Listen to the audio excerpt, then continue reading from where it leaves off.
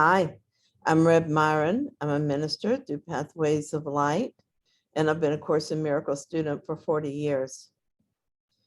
I'm going through the lessons this year, asking Jesus to clarify for me.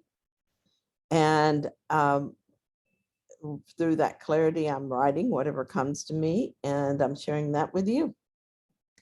So let's get started. We are looking today at lesson 194. I place the future in the hands of God. 1. Today's idea takes another step toward quick salvation, and a giant stride it is indeed. So great the distance is that it encompasses. It sets you down just short of heaven, and the goal in sight and obstacles behind. Your foot has reached the lawns that welcome you to heaven's gate, the quiet place of peace, where you wait with certainty the final step of God. How far we are progressing now from earth. How close are we approaching to our goal? How short the journey still to be pursued. I was listening to the Course this morning as I woke up, and I heard Jesus say this: you do not need to understand, only to want to understand.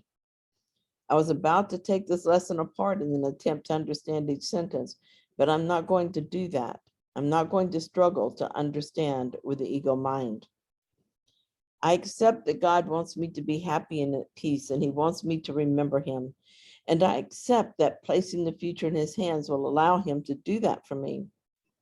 I accept that giving him my future takes care of the past as well.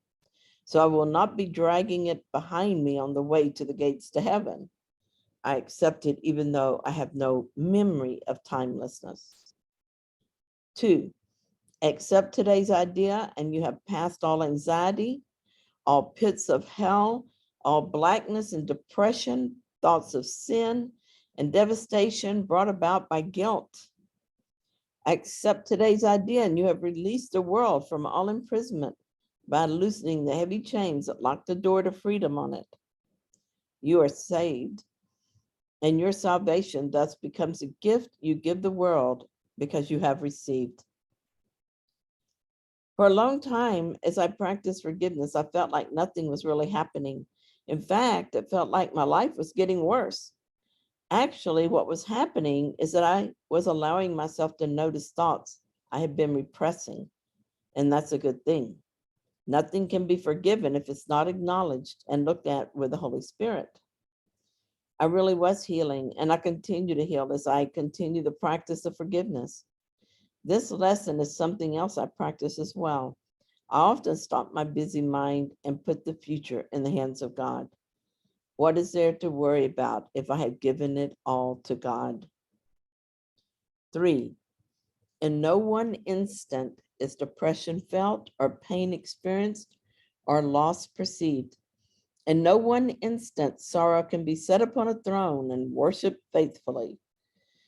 In no one instant can one even die. And so each instant given unto God in passing, with the next one given him already, is a time of your release from sadness, pain, and even death itself. The COVID numbers are on the rise again, and vaccinated or not, I began thinking about that, dreading wearing the mask again. I read all the time about unexpected problems lingering long after the virus has gone from the body. This morning, I went to the library and all the workers are wearing their masks again. And this brought my concerns to my attention. So I did 2 things. I forgave these thoughts and I forgave the belief behind them. That is, the belief I am not safe.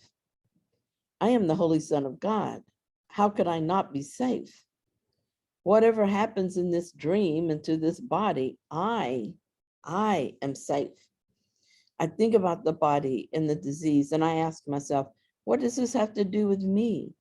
It has nothing to do with me. I forgive this fear and watch it disappear.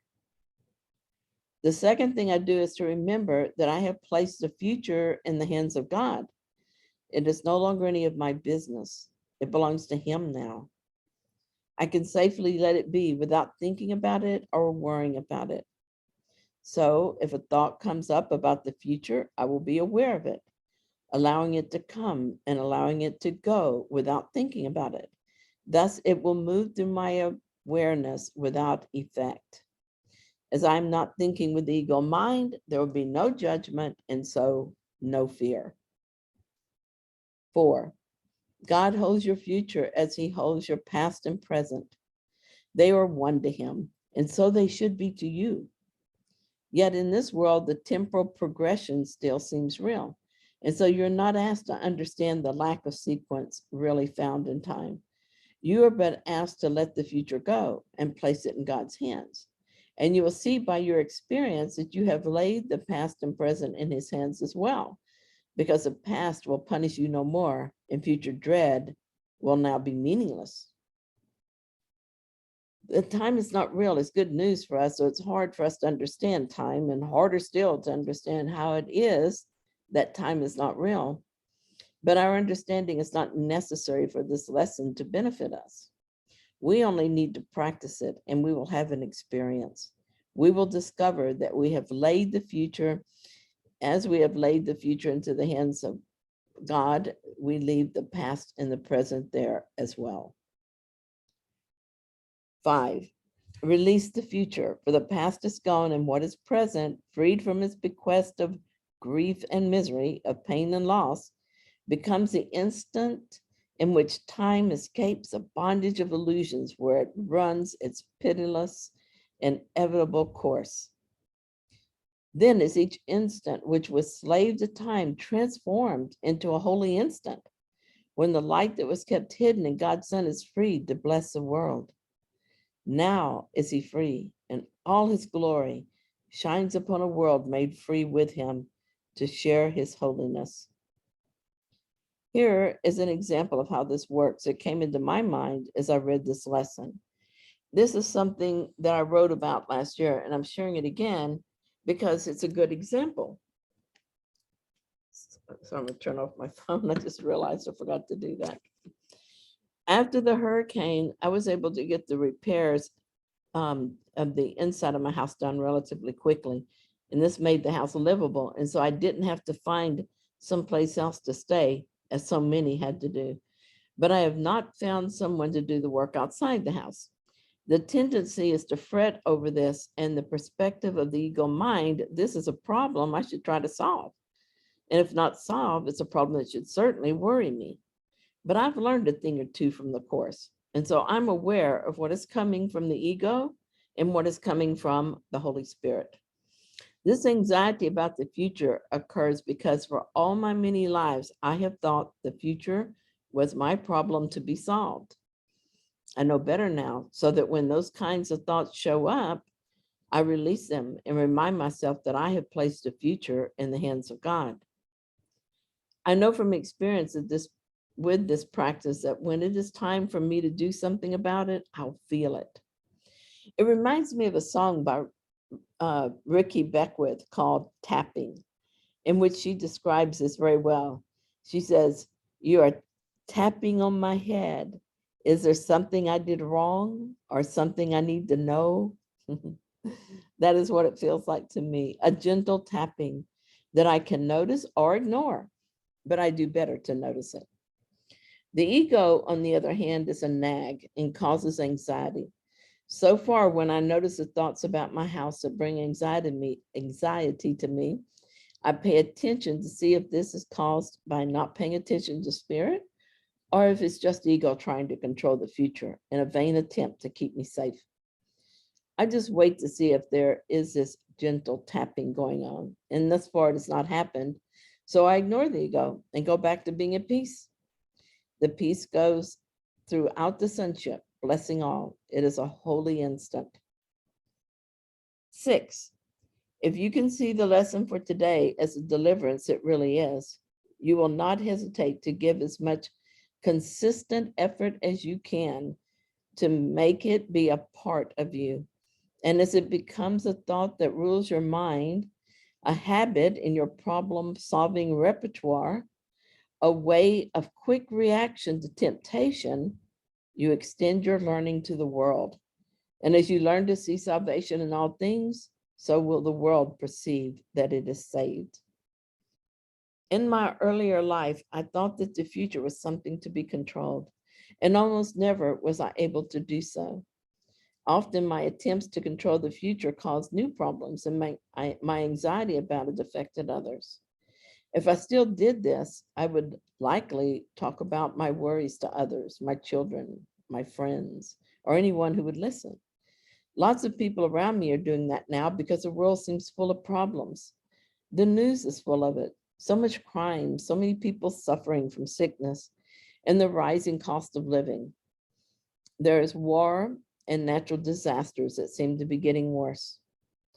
I've noticed that lately in my area, many people seem to be holding their breath to see what this hurricane season is going to bring. Some have stated that if we're having another season of severe weather, they're not going to rebuild. They're moving. Some have said they just can't go through it again. And of course, whatever is going on that causes people fear, most are looking for someone to blame. It is the way of the world to project onto others. If we choose to practice this lesson until it's second nature to us, to put the future in the hands of God, all this changes. The world around us will not change right away because a vast number of people are not changing right away.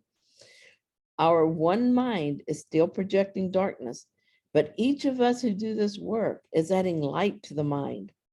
This light is then helps those who are ready for another way to find it. Eventually, so many will have awakened that the world will change. But we don't have to wait that long to feel the effects of a healed mind. I know this is true because I've experienced such a change. I used to worry about everything. I had so much fear, I don't know how I stood it. I was angry a lot and was always on the defensive. Now, I almost never experience anger, and when I do, I release it quickly. I cannot imagine deliberately holding on to a grievance. My mind is almost always peaceful, and I'm happy most of the time. Even as the world seems to be in chaos, I am not. I place the future in the hands of God where it belongs. 7, what worry can beset the one who gives his future to the loving hands of God? What can he suffer? What can cause him pain or bring experience of loss to him? What can he fear? And what can he regard except with love? For he who has escaped all fear of future pain has found his way to present peace and certainty of care the world can never threaten. He is sure that his perception may be faulty, but he will never lack correction. He is free to choose again when he has been deceived, to change his mind when he has made mistakes. The reason I'm not upset about the world is that I've learned to trust God. I've also learned that the world is not real and that the story is just a story. I know I'm not this body and not in this body, regardless of how real it feels. I know that my purpose here is to pay attention to the effects of my beliefs and make decisions about which beliefs to keep and which to release. That is the only value that the world holds for me. So that is how I use it. But I still have moments in which the world catches my attention and I fall into a story, and then I feel anxiety or some other form of discontent. I'm not concerned about this because Jesus says in this paragraph, my perception of the situation may be faulty, but I know it will never lack correction.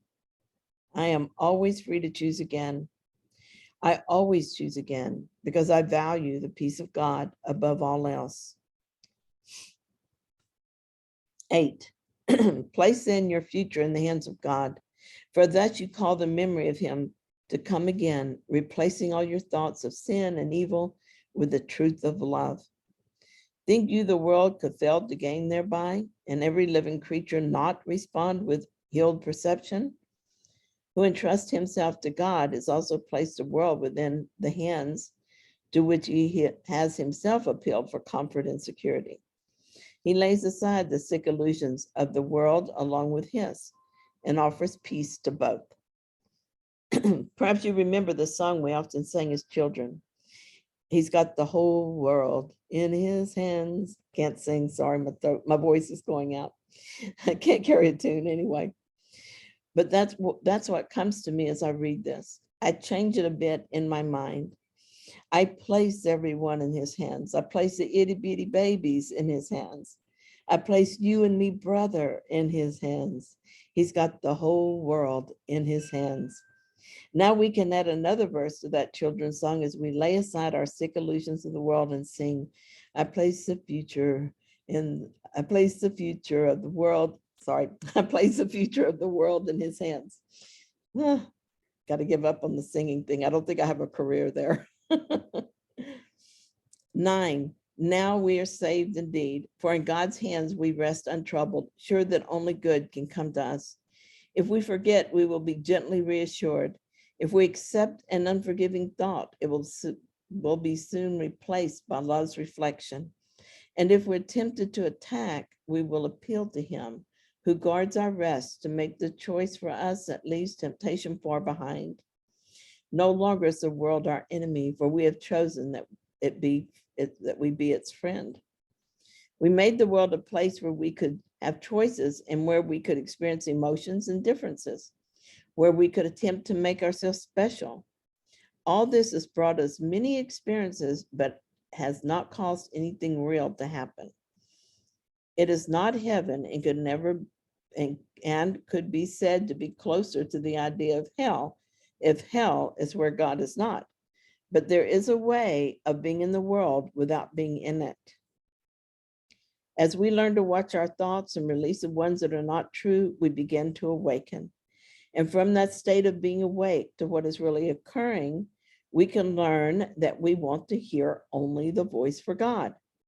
Even here in this dream world, this is possible. And when we achieve that state, the dream transforms from fear to love, and it is a happy dream. When we place the future in the hands of God, that frees the present from anxiety and wrong action that comes from fear. The present becomes a holy instant in which we're all blessed. The past is no longer in play, so there is only the present moment in which we are free to be what we are rather than what we tried to make of ourselves. The only way to know this is true is to do it, and that is why this lesson is so important. When I'm tempted to think I have to do something to protect my future, I ask myself if I should make this decision and these plans on my own, or should I trust in my future to God? I'm not being asked to not act at all, but simply to act from guidance and to do so with peace and patience born of trust. So let's look at Regina's tips for today. She said, reading A Course in Miracles and repeating the lesson to yourself hourly is not the path to freedom. Putting the teachings into practice is a path to freedom. Today, we're given another practice to add to our very useful repertoire. I place the future in the hands of God. This isn't something that we say to ourselves. This is something that we do. Today's lesson says, today's ideas take another step toward quick salvation and a giant stride it is indeed. If you can see the lesson for today as a deliverance it really is, you will not hesitate to give as much consistent effort as you can to make it be a part of you. I place the future in the hands of God means I do not know what is best, my best interest or the best interest of others. And so I let go of worry and control, and I trust the unfolding as it is. Again, this is not something that we say. This is something that we do. We need to actually let go of worry and control and trust the unfolding as it is. The way to do this is right reason through realizing that we do not know what is the best interest for ourselves and for others. Thinking that we know what is best and thinking that we're right is the problem. With a little bit of right reason, we can see that we are wrong about both assumptions. As of this writing, there are more than, oh my, 100,000, 7,400,000,000,000 people in the world, each with a unique point of view. How can any one point of view out of 7,400,000,000,000 points of view be right and know what is in the best interest for everyone? You might agree that you can't know what is the best interest of everyone, but still feel that you know what is in your own best interest. Is that true? Have you ever been wrong about that? I remember when I was 17 years old, I met this sweet boy who I thought was the love of my life. His name was Scott. Scott and I were separated when his mother sent him to another state to live with his older brother. At the time, I thought she ruined my life. We loved each other so much. A few years ago, I became reacquainted with Scott through Facebook. We are so different from one another now that I felt grateful that our lives went separate ways when they did, although I couldn't see that at the time. I'm sure you've had these types of experiences too. If we become really honest with ourselves, through right reason, we see that we don't know what is in our own best interest or in the best interest of others. With this genuine realization, we can let go of worry and control and simply trust the unfolding as it is. I place a future in the hands of God. As it becomes a thought that rules your mind, a habit in your problem-solving repertoire, a way of quick reaction to temptation, you extend your learning to the world. The lesson says, who entrusts himself to God has also placed the world within the hands to which he himself appealed for comfort and security. Pause and contemplate that for a moment. Doesn't it make more sense to entrust the world to the hands of God than it does to try and control ourselves?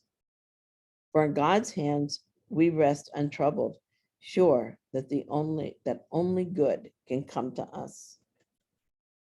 So thank you so much for sharing this lesson with me. And if you found it helpful, then please like it. And if you haven't yet, please subscribe. And I will be back tomorrow with another lesson.